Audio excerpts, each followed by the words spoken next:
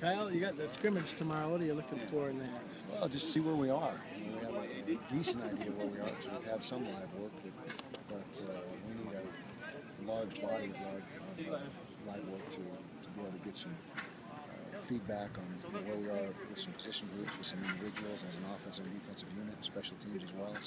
So it's much needed. You know, it's practice 9, I believe, tomorrow, 9 or 10. So it's time for a scrimmage, and it'll be good to see what these guys can do when everything's live and the coaches are off the field, out of the way, and just let them play. How many plays are going? And good question. You know, we'll talk about that and get that exactly mapped out tonight, but you can look for somewhere around 75 to 80. is it situational stuff, or are you going to Just let them play. Just let them play. Now we will have red zone work, coming out, all that type of stuff, but there'll be nothing scripted as far as the calls or down and distance situations. We'll just play from various spots on the field. In the quarterback situation, the depth chart didn't change that was given to us. That are all 5 quarterbacks going to get snaps tomorrow in the scrimmage? Most likely, can't guarantee that. You're filtering that out a little bit? Yeah, we're still that's a work in progress, and it's a good problem to have because all of them are doing a pretty good job. But whether all 5 see work tomorrow or not remains to be seen. In terms of the running backs, how many of them do you expect to see? Oh, carries? probably 5. You know, we have Kelvin, who for sure will get his work in, and Lucky and Carl and Troy McCormick and Bubba Poole. You know, so all those guys will get work, and then if we have extra reps at the end, and you might see Marcus Williams, Trey Williams, and those other guys. Any standouts today from today's practice? Whole defense, I thought, flew around well. It was a good day for the defense. They controlled the live work. We had a 4-minute offense situation where the defense won handily. So I think that you would say the entire defense today was in a bright spot. I didn't see Tyron Morris Edwards out there today. He's sick. Hopefully we'll get him back this afternoon. And hopefully it's nothing but a bug or something that we'll be able to go away soon. Any injury updates or anything? No, nothing different. Well, we got a couple guys back. We got, let's see who we get back. Davion Orfei was back out there at corner, which was great to see. Falnuku, Seni, was back at D-tackle, and Andre Lewis is back out at wide receiver. So we actually had some returning players today, and Stevie Tui Kolobatu did something to his foot towards the end of practice. We'll go up and get that checked out. We don't know anything more than it's a foot injury. How's Nate Orchard coming along this? Good. Good. He's carrying the extra weight well. You know, he needed to get bigger and more physical, which he did. He's 255, which is about right where he belongs. Last year he was about 240, and so he was a little bit light.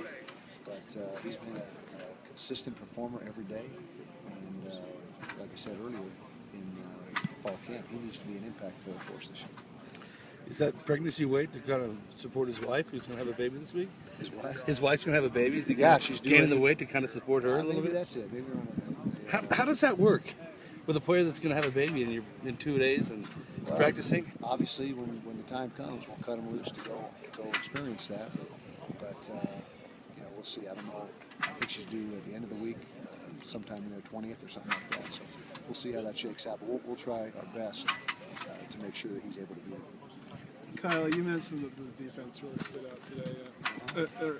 Is the defense where you want it to be at this point? No, nobody's where we want it to be. Coaches, defense, nothing's where you want it to be right now. We got 17 days to play. We got about 19 or 20 practices, and we need every one of them at this point. How are the linebackers progressing in pass coverage? Obviously, pass is a big emphasis in the Pac-12. Doing a better job. Travis Steele ended the 4-minute drill with an interception from the linebacker position today. So they're, like I said, they're much further along than they were last year. You'd expect that. I mean, it's the same group of guys essentially, and so they better be further along. And as we've said over and over, they need to be productive for us this year. Andy Phillips has separated himself as far as your kickers? So far, yeah. So if we were kicking today, Andy Phillips would be our guy, and he's been the most consistent. He's got the best trajectory on the ball, and so far he's got the strongest leg. So he wins on all counts right now. That it's far from over, is that correct? We got a lot of kicks left before we line up and play, but so far, through 9 practices, he's done a nice job. You mentioned that was kind of one of the concerns coming into camp. Oh yeah, big concern. Big concern. Has that been eased a little bit by his performance? No, it's been we've got a good start on it, but you got to be the same guy every single day. You can't come out and be really good one day and inconsistent in the next. Not that he's been that, but it's only been a little more than a week in. So we wanted to get ahead of ourselves in that. I'll tell you, our snapper's done a nice job. Chase Dominguez, our brand new snapper, he has really been good, and looks like we've hopefully found ourselves a snapper for the next 4 years. Okay. McGill, Still concussed. He's feeling better, but not to the point where they're going to let him back out there. Him and Albers are kind of in the same boat in that regard. and Salise's status, he was going to be here today, but Backup, Celeste. yeah. He will probably find him tonight. Oh. He should be. Hopefully, if everything goes well, he'll be on the field tomorrow. We'll see. How much has Lewis lost being out? Andre Lewis. Well, he's a week behind, and so it's not as bad as as if he was out 2 or 3 weeks. Obviously, he came back much sooner than we thought he would, which is a big positive. But he's not too far behind to catch up. When Denham had his hamstring a couple years back, he was out 4 or 5 weeks, and that's just you can't recover from that as far as getting back in the swing of things and getting up to speed. But with Andre only missing a handful of practices and he's back out now, if we don't get a re-aggravation of the injury, I think he's in good shape. Has there been a standout for that third wide receiver spot behind Kenneth and Dress? Probably Anthony Denham is the guy, and he's the guy that's been the most consistent. We also have a couple big play guys.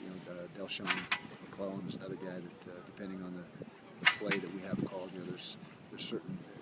Anthony fits certain route structures better, and Delshon fits some better. So a lot of that will depend on circumstances. They're both doing a good job. Kyle, by having practice mostly closed, is your purpose mostly for the sake of the players focusing? Exactly. That's the entire reason for it, and that's how we've done the last couple of years. Have you ever, in your history, had people spying on your practices? Does that play into it at all? Couldn't tell you. No. If they do, they're doing a good job. We haven't caught 'em yet. But it's not really for spying as much as just distraction. People are out. I guess. Not paranoid. CJ was held out again today. Is he still dealing with a sore back? He's a little bit flared up. Now, he felt better yesterday, and then he woke up today and didn't feel as good.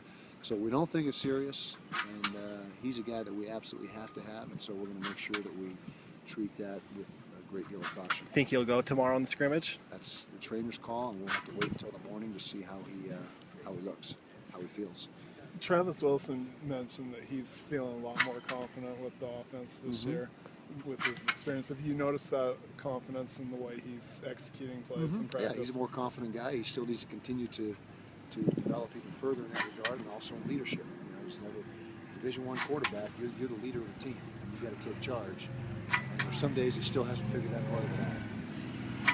You talked about Delshon and how obviously he brings a different style of play than some of the other receivers.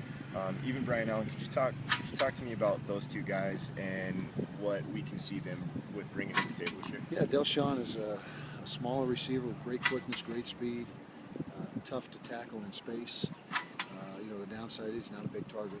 He's 5'8", 5'9", maybe $165, but he's got great quickness, and we got to do a good job as coaches structuring how we get the ball to him and in what situations, and make sure it's out in space. And what about Brian? Brian, he's more the mold of Kenneth Scott and Denham, and the bigger receivers. He's got size to him. He's about 6'2", maybe a little better, and 200 plus, and so his game is much like Kenneth Scott and Anthony Denham, where he's a tough guy to press because he's got good size, and he goes up with the jump ball. He's a great basketball player, and so that allows him those contested balls down the field. He does a good job with those.